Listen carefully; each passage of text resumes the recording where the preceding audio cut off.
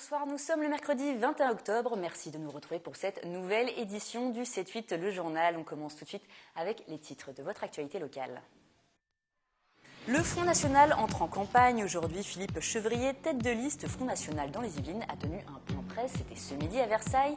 Il a présenté les élus de la liste et a rappelé les objectifs et le programme du FN. Et quand Cristiano Ronaldo rencontre Zlatan Ibrahimovic, c'est forcément pour un match au sommet. Le PSG rencontre le Real de Madrid en Ligue des Champions ce soir au Parc des Princes. Retour sur l'entraînement des deux équipes entre le camp des Loges à Saint-Germain-en-Laye et le Parc des Princes. Enfin, connaissez-vous le tueur en série Ted Bundy? Il est l'un des serial killers les plus célèbres de l'histoire des États-Unis. L'association Juris Tribune de l'Université de Versailles-Saint-Quentin reconstitue son procès ce vendredi. Yacine Pommier, ex-président, et Solène Feillard, vice-présidente de l'association étudiante, sont en plateau avec nous. Ils nous en parleront. Et pour ouvrir cette édition, on revient sur la polémique des audits de la communauté d'agglomération de Saint-Quentin en Yvelines. Othman Nasrou, le président de Promopol, a décidé de rendre public l'audit réalisé sur la pépinière d'entreprise en juillet 2014 sur son site internet www.othman-nasrou.fr. Cette décision intervient dans le cadre du débat sur les audits à la communauté d'agglomération de Saint-Quentin en Yvelines et l'inventaire de la gestion de la majorité socialiste précédente. Sandrine Grandgambe, conseillère régionale Île-de-France et vice-présidente de la CASCI, avait demandé, après la conférence de presse du 13 octobre dernier, organisée par la nouvelle majorité à ce sujet, de pouvoir consulter ces audits. Et retour sur les élections régionales, Philippe Chevrier, tête de liste Front National dans les Yvelines, a tenu un point presse ce midi à Versailles, je vous le disais en titre, l'occasion de présenter les 5 premiers élus de la liste Front National et de rappeler leurs objectifs, obtenir 5 sièges sur 27 dans les Yvelines et d'annoncer également l'adhésion récente de Mireille Brognaud, anciennement élue d'hiver droite, sur la liste d'Othman Nasrou dans les élections municipales de 2014, Fanny Bourdillon et Camille Lambert. Philippe Chevrier, tête de liste FN dans les Yvelines, a présenté ce midi à Versailles les 5 principaux élus qui l'accompagneront dans les prochaines élections régionales de décembre, avec un objectif clair, conquérir un maximum de sièges.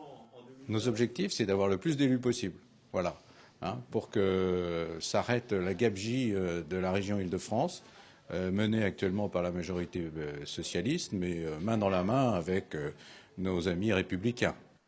Lors de cette conférence, Mireille Brognaud a annoncé sa nouvelle adhésion au Front National. Il y a 1 an, elle quittait le groupe Trappe Citoyen d'Othman Nasrou de d'hiver droite. Elle siégera désormais au conseil municipal de Trappes sous l'étiquette FN et nous explique son choix. J'étais très déçue de l'UMP. J'ai adhéré 3 ans à l'UMP en fait. Et je n'ai pas renouvelé en 2013, je n'ai pas renouvelé mon adhésion. En France, il y a de la misère, je peux vous dire, que des gens qui attendent pour les logements, pour un travail, pour la sécurité aussi. Et donc moi, ces valeurs se rapprochent vraiment. J'ai découvert dans le Front National des valeurs auxquelles j'adhère. Le parti de Marine Le Pen compte désormais 1500 adhérents dans les Yvelines. Le FN remporterait 21% des intentions de vote dans notre département. Et nous allons maintenant parler du procès de Ted Bundy, le célèbre tueur en série américain, qui est reconstitué par l'association Juris Tribune de l'Université de Saint-Quentin en Yvelines. Bonsoir à vous deux et merci d'être venus en plateau. Alors Yacine Pommier, vous êtes l'ex-président de Juris Tribune. C'est vous qui allez jouer Ted Bundy. Oui, c'est moi qui ai l'honneur et en même temps la lourde tâche de le faire. Et Solène Feillard, vous êtes la vice-présidente de Juris Tribune en charge de la reconstitution du procès. Alors pour ceux qui ne connaîtraient pas Ted Bundy, cet homme est né dans les années 1970, a agressé et assassiné de nombreuses jeunes femmes et filles. Peu de temps avant son exécution, il est admis avoir commis 30 homicides dans 7 États différents entre 1974 et 1978. Il a été exécuté sur la chaise électrique à la prison d'État de Floride. Alors le nombre de victimes demeure encore inconnu, mais pourrait être relevé un peu plus tard. Pourquoi vous avez choisi de rejouer ce procès ? En fait, on a choisi de rejouer le procès de Ted Bundy dans l'idée de refaire un procès international. L'an dernier, on a créé justement une deuxième reconstitution de procès. À l'origine, Juris Tribune n'en faisait qu'une. C'était sur un procès français. C'était aux alentours du mois de février-mars. Et on a décidé d'en faire... Le procès Landru, c'est ça ? Exactement, procès Landru notamment. Il y a eu l'an dernier, c'était le procès... et Omar Haddad, Omar Mathieu. Et l'an dernier, on a créé un procès international. On a d'abord fait l'affaire Kennedy Et ensuite, on voulait trouver une autre affaire internationale. Alors, le problème d'une affaire, une affaire internationale, c'est qu'il faut qu'elle passionne. Il faut qu'elle ait un véritable intérêt à être rejouée. Et l'affaire Ted Bundy, elle est parfaite pour ça. Alors, justement, voilà, c'est un petit peu les tueurs en série. Il y a beaucoup de gens qui sont fascinés par ce phénomène qui a beaucoup plus lieu aux États-Unis qu'en France. C'est ce que justement nous avons demandé à certains Saint-Quentinois, s'ils étaient intéressés par ça. Je vous propose de regarder leur témoignage. Je pense que c'est surtout le fait qu'il y ait de la sensation. La recherche de sensations fortes, la recherche comme dans les films d'action un peu. On aime beaucoup regarder des séries américaines où il y a des tueurs en série. C'est écœurant, c'est tout, mais la fascination, non, je vois pas. Je suis pas fasciné par eux, mais bon, je me demande pourquoi ils font ça et donc je vais voir un peu sur internet tout ça. Mais après, je comprends pas pourquoi il y a des personnes qui sont aussi fascinées et après ils vont faire par exemple des imitations, quoi. Pas du tout. Parce que c'est des barbares, donc on peut pas comprendre quelqu'un qui raisonne comme un barbare. Donc, quand on regarde, eux, leur mode de pensée, c'est pas du tout le même que le nôtre et ça, c'est un peu parfois terrifiant et c'est un peu ce qu'on recherche aussi. Alors c'est ce que vous disiez, voilà, il y a un peu la fascination. C'est pour intéresser les étudiants que vous avez choisi ce cas spécifique ? Oui, absolument, parce qu'on sait bien que quand on reconstitue un procès, si c'est un procès où c'est pas un événement assez important, ça va pas intéresser les étudiants. On fait du droit, donc forcément on s'intéresse un petit peu à tout ça, et donc forcément un procès international comme ça aussi, c'est un des plus grands serial killers des États-Unis qui a tué plus de 36 femmes. Mais c'est assez gore. Oui, si on s'y intéresse. C'est ça.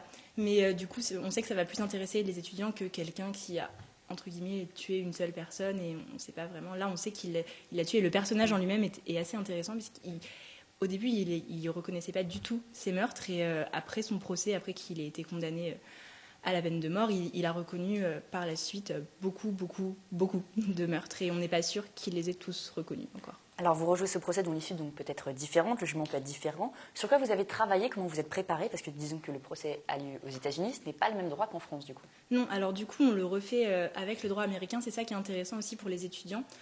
On fait un premier procès en droit américain, donc là le procès Ted Bundy, et on en refera sûrement un par la suite avec le droit français. Donc du coup là il va y avoir les objections, le juge s'appellera votre honneur, un peu comme dans les séries américaines, donc on sait que les étudiants aiment beaucoup ça aussi. Yacine Pommier, en quoi ça peut être intéressant pour des étudiants en droit d'avoir justement cette approche du droit américain ?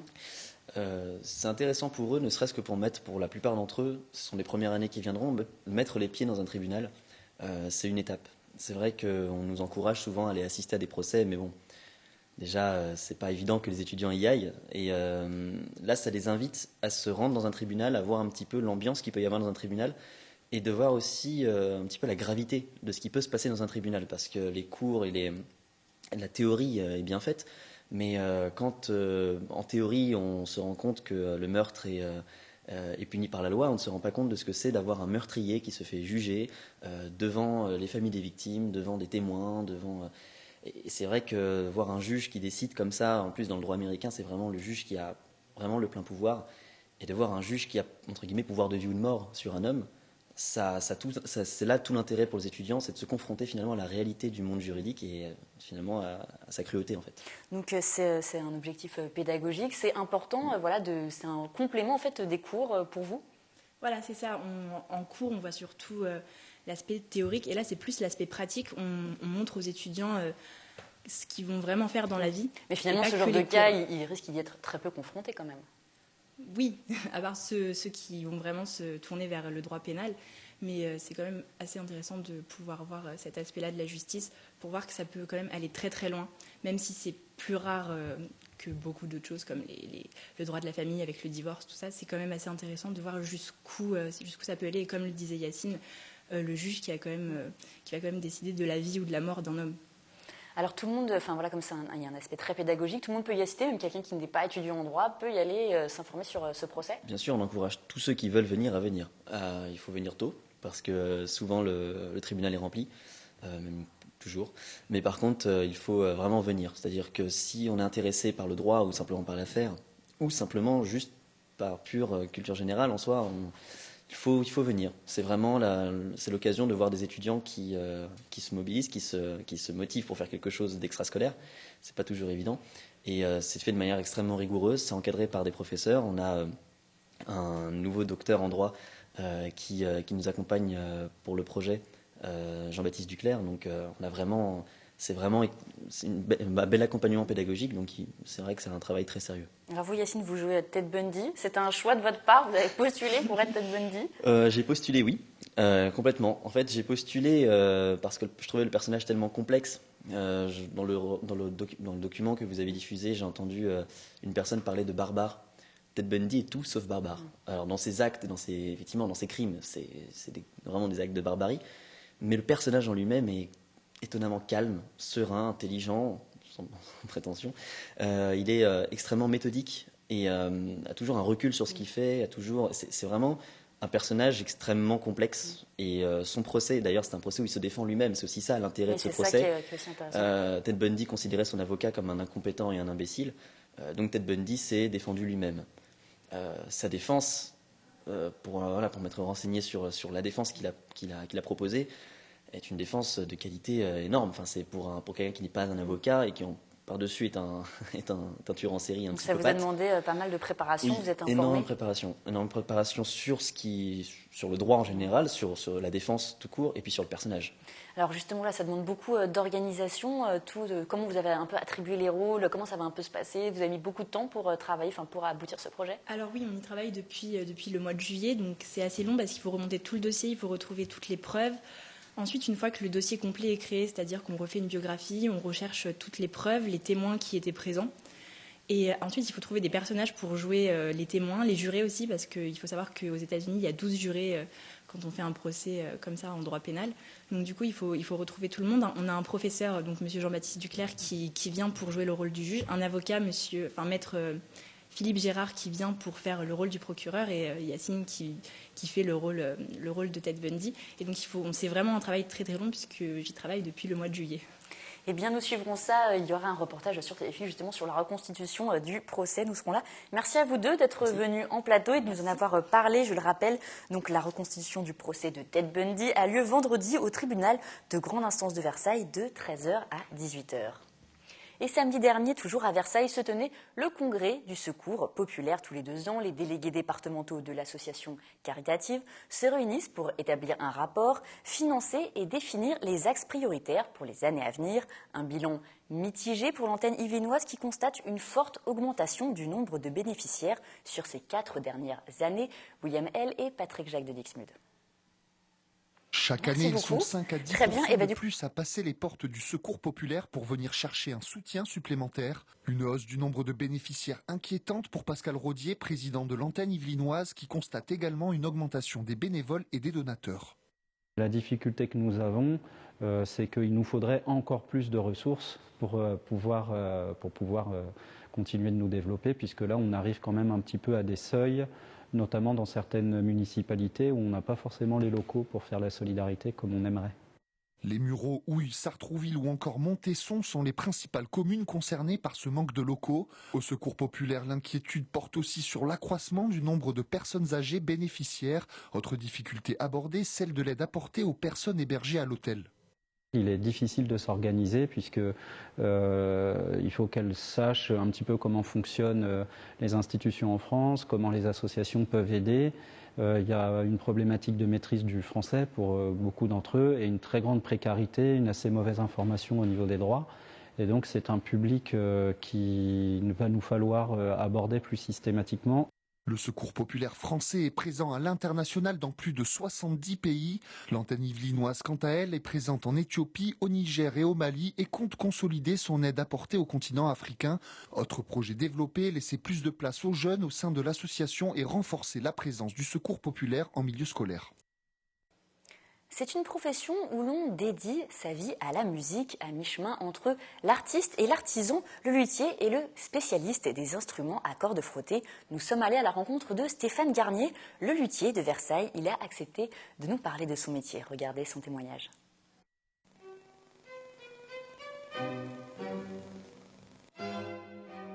Il est dans son atelier comme au milieu d'un orchestre, entouré de violons, violoncelles, alto ou contrebasse, ces instruments qu'il affectionne et à qui il redonne une seconde vie. Stéphane Garnier, luthier à Versailles, c'est un peu le chirurgien des instruments à cordes frottées. Il était en 3 parties même, puisqu'il était cassé aussi.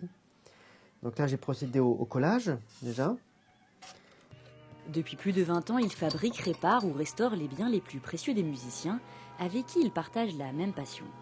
Je suis violoncelliste, et donc c'est mon professeur de violoncelle qui m'a donné l'idée de devenir luthier. Et assez tard d'ailleurs, j'étais déjà un grand ado. Et depuis que j'ai eu cette idée, ça ne m'a plus lâché et je ne voyais pas ce que je pouvais faire d'autre. Ce métier artisanal demande minutie et précision.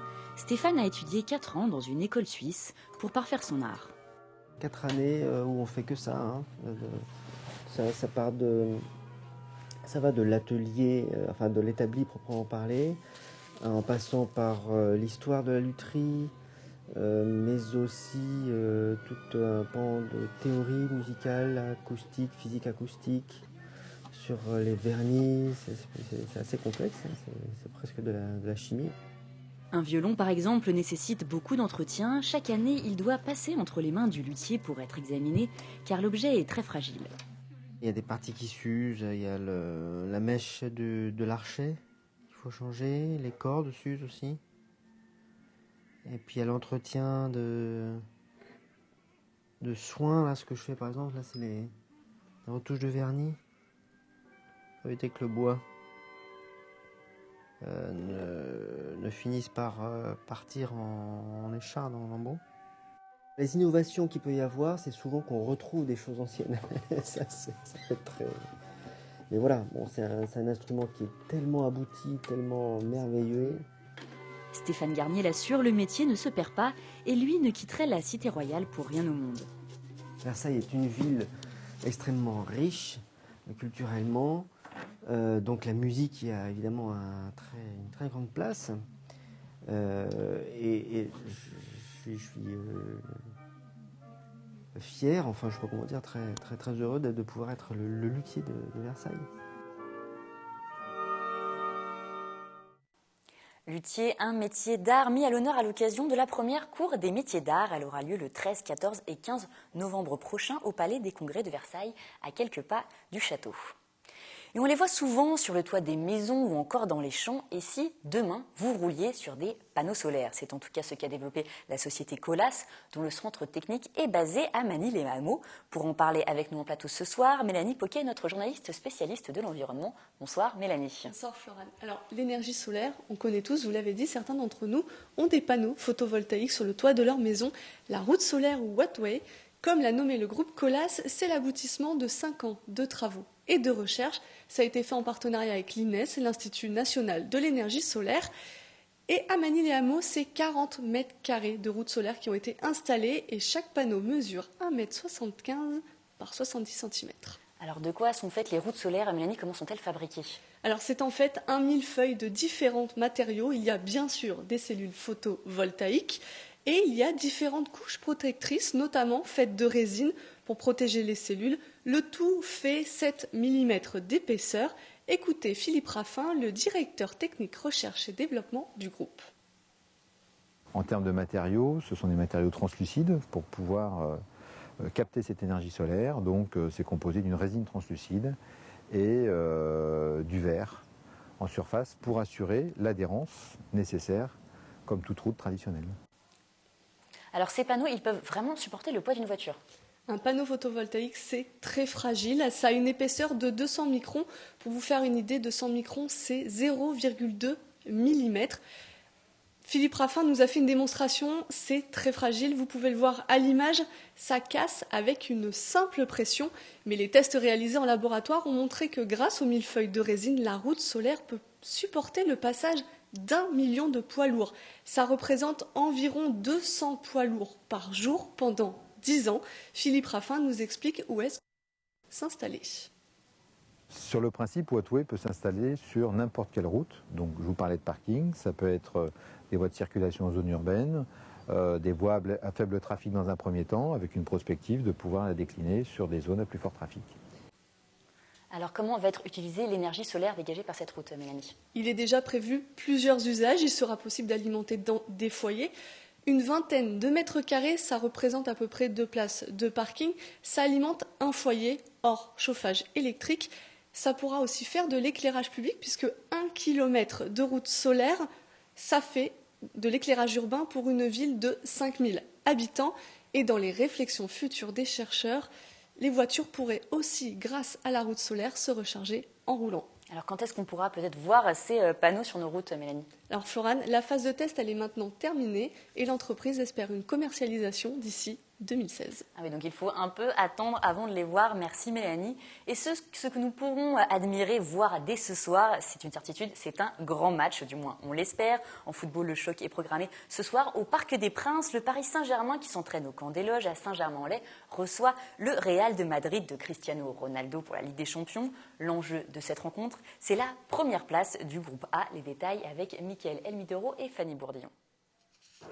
L'élève contre le maître, le Paris Saint-Germain prétendant un premier sacre européen en fin de saison affronte ce soir au Parc des Princes le Real Madrid en phase de poule de la Ligue des Champions. Une équipe titrée 10 fois en C1, un record. Historiquement, le gouffre est abyssal, mais sur le papier, l'écart entre les Espagnols et le club local s'est resserré. Les coéquipiers de Zlatan Ibrahimovic peuvent bousculer l'équipe madrilène sur leur pelouse. Paris est une équipe qui a énormément évolué ces dernières années. Maintenant, ils font partie des grandes équipes européennes. Ils ont des bons joueurs, des joueurs qui ont l'expérience du très haut niveau. Je pense qu'ils ont aussi envie de démontrer sur la scène européenne. On peut gagner parce qu'on a les qualités pour gagner, on a la motivation pour le faire, on est à domicile, on est chez nous.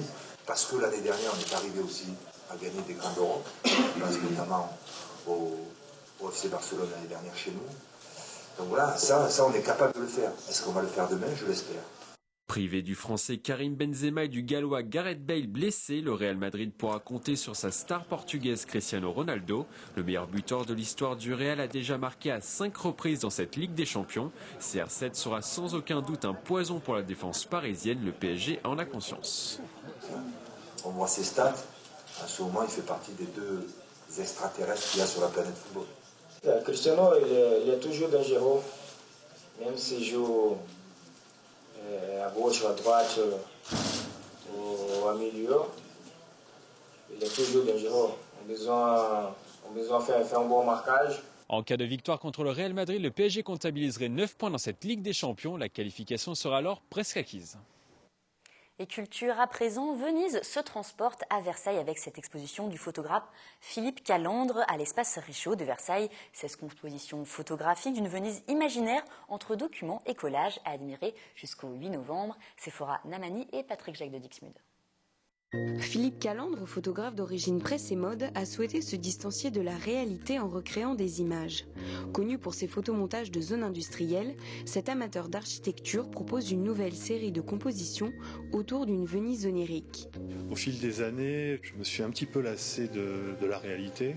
J'ai décidé de reconstruire ma propre réalité en allant vers l'utopie. Eh bien, cette photo, une composition qui part de plusieurs images, de plusieurs fragments, je dirais.